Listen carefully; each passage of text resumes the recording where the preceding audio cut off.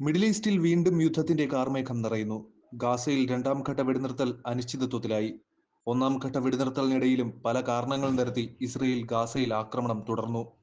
രണ്ടാം ഘട്ട വെടിനിർത്തൽ ചർച്ചകൾ ഫലവത്താകാതെ വന്നതോടെ ശക്തമായ ആക്രമണവുമായി ഇസ്രയേൽ മുന്നോട്ടു പോവുകയാണ്. അതിനിടെയാണ് മുന്നറിയിപ്പുമായി യമനിലെ ഹൂതികൾ എത്തിയിരിക്കുന്നത്. ഒന്നാം ഘട്ട വെടിനിർത്തൽ കാലപരിധി അവസാനിച്ചതിന് പിന്നാലെ ഗാസയിലേക്കുള്ള മാർഗങ്ങളെല്ലാം ഇസ്രയേൽ അടച്ചിരുന്നു. ഗാസയിലെ ജനങ്ങളെ പട്ടിണിക്കിട്ടു കൊലപ്പെടുത്താനുള്ള ഇസ്രയേലിന്റെ തന്ത്രം നേരത്തെ തന്നെ പുറത്തു വന്നിരുന്നു. ഇപ്പോൾ ഗസയിലേക്കുള്ള റൂട്ടുകളെല്ലാം അടച്ചിരിക്കുകയാണ് ഇസ്രയേൽ. ഗസയിലേക്ക് അവശ്യ സാധനങ്ങളും മരുന്നുകളും ആവശ്യത്തിന് എത്തുന്നില്ല.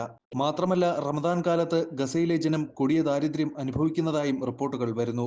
ഗസയിൽ ഇസ്രയേൽ ആക്രമണം തുടങ്ങിയതിന്റെ പ്രതികരണമായാണ് ഹൂതികൾ ഇസ്രയേലിനെതിരെ ആക്രമണം തുടങ്ങിയത്.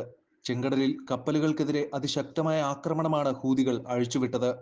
അതോടെ ഇതുവഴിയുള്ള കപ്പൽ സഞ്ചാരം പൂർണ്ണമായും തടസ്സപ്പെട്ടിരുന്നു. ഗാസയിൽ വെടിനിർത്തൽ നിലവിൽ വന്നതോടെ ഹൂതികളും ആയുധം താഴെ വെച്ചിരുന്നു. ഇപ്പോഴിതാ ഇസ്രയേലിന് ശക്തമായ മുന്നറിയിപ്പ് നൽകിയിരിക്കുകയാണ് ഹൂതികൾ. മുന്നറിയിപ്പല്ല, അന്ത്യശാസനമാണ് നൽകിയിരിക്കുന്നത്.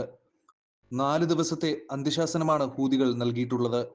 അതിനുള്ളിൽ ഇസ്രയേൽ ഗാസയിലേക്കുള്ള സഹായ വിതരണം പുനരാരംഭിക്കാൻ അനുവദിക്കണം. ഇല്ലെങ്കിൽ ചെങ്കടലിൽ ആക്രമണം നടത്തുന്നത് വീണ്ടും തുടങ്ങുമെന്നാണ് ഹൂതികളുടെ താക്കീത്.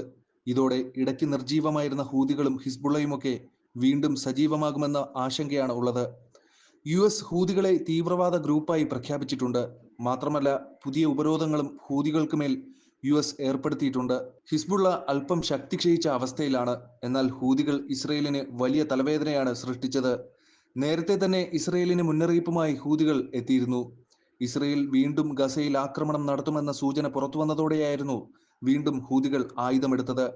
ട്രംപിന്റെ ഗാസ ഒഴിപ്പിക്കൽ പ്രഖ്യാപനത്തിന് പിന്നാലെയാണ് ഹൂതികൾ US നേരെ ആക്രമണം നടത്തിയത്. ഹൂതി മിസൈലുകൾ US ലക്ഷ്യമിട്ടാണ് എത്തിയത്. ഇറാന്റെ പിന്തുണയുള്ള ഹൂതികൾ സർഫസ് ടു എയർ മിസൈലുകളാണ് US F-16 ജെറ്റിന് നേരെ തൊടുത്തുവിട്ടത്.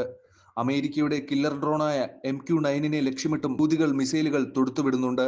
ഇസ്രയേൽ ഹമാസ് വെടിനിർത്തൽ കരാർ നിലവിൽ വന്ന ശേഷം നിരവധി തവണ ഇസ്രയേൽ കരാർ ലംഘനം നടത്തി. ഇതിൽ പ്രകോപിതരായ ഹമാസ് കരാറിൽ നിന്ന് പിന്മാറുന്നതായി പ്രഖ്യാപിക്കുകയും ചെയ്തിരുന്നു. കരാറിന്റെ ഭാഗമായി ഇസ്രയേൽ ബന്ദികളെ ഘട്ടം ഘട്ടമായി ഹമാസ് മോചിപ്പിച്ചു. തിരിച്ച് ഇസ്രയേലിന്റെ കസ്റ്റഡിയിലുള്ള പലസ്തീൻ പൗരന്മാരെ മോചിപ്പിക്കുകയും ചെയ്തു. ട്രംപിന്റെ ഗാസ ഏറ്റെടുക്കൽ പ്രഖ്യാപനമുയർത്തിയ വിവാദ കൊടുങ്കാറ്റിനിടയിൽ വലിയൊരു ഓഫറും ഇസ്രയേലിന് മുന്നിൽ ഹമാസ് വച്ചു. അവശേഷിക്കുന്ന എല്ലാ ബന്ദികളെയും മോചിപ്പിക്കാമെന്ന ഓഫറാണ് ഹമാസ് മുന്നോട്ട് വെച്ചത്. വെടിനിർത്തൽ കരാറിന്റെ രണ്ടാം ഘട്ടത്തിൽ ഒരുമിച്ച് ബാക്കിയുള്ള ബന്ദികളെ മോചിപ്പിക്കാമെന്നാണ് ഹമാസ് പറയുന്നത്. പകരം ഇസ്രയേൽ സേനയെ പൂർണ്ണമായും ഗസയിൽ നിന്ന് പിൻവലിക്കണം. ഒപ്പം ഗസയിൽ സ്ഥിരമായ വെടിനിർത്തലിനും ഇസ്രയേൽ തയ്യാറാവണം. ഹമാസിന്റെ ഓഫർ ഇസ്രയേൽ സ്വീകരിക്കുമോ? ലോകം ഉറ്റുനോക്കുന്നത് അതിലേക്കാണ്. ഹമാസിനെ അധികാരത്തിൽ നിന്ന് പുറത്താക്കുമെന്നാണ് ഇസ്രയേൽ പ്രഖ്യാപിച്ചിരിക്കുന്നത്.